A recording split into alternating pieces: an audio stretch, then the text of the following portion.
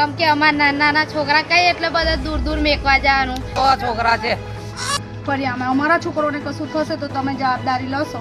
અમારે આજે 3-4 વર્ષથી અહીંયા નહીં છોકરા. જો એક આંગણવાડી શરૂ કરવામાં આવે આશરે 4 થી 5 હજાર માણસની વસ્તી રહે છે.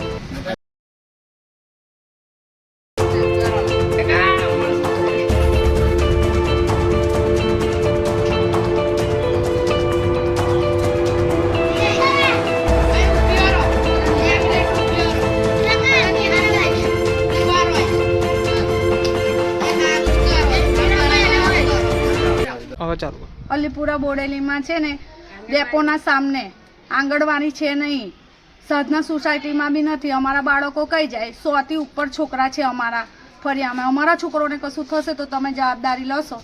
અમારા છોકરોને આંગણવાડી કરી આપો, અમારી આ માંગ છે. આંગણવાડી અમારે આજે 3-4 વર્ષથી અહીંયા નહીં છોકરાને તકલીફ પડે છે. આંગણવાડી થઈ જાય આટલા અમે તો સારું. બોડેલી અલીપુરા નવી નગરીમાં અમારે બી આંગણવાડી જોવે. કેમ કે અમારા નાના છોકરા કઈ એટલે બધા દૂર દૂર મેકવા જવાનું. ઠેઠ મંજીપુરા મેં ઠેઠ જૂની બોડેલી એટલે બધા કોણ જાય?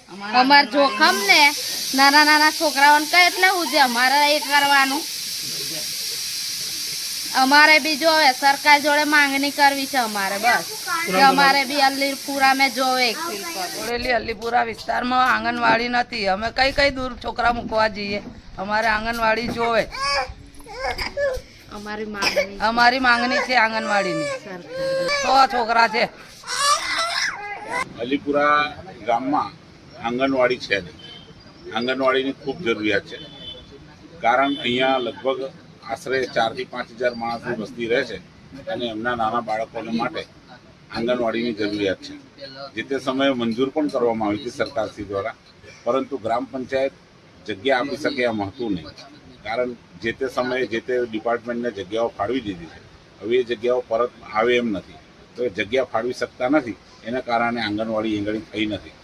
આંગણવાડીની ખૂબ જરૂરિયાત છે, એટલે સરકારશ્રીને રજૂઆત કરવાની કે આંગણવાડી મંજૂર થયેલી જ છે, ખાલી જગ્યાની કોઈ ફાળવણી અમને કરી આપે તો અહીંના નાના બાળકોની એક આંગણવાડી તૈયાર થાય.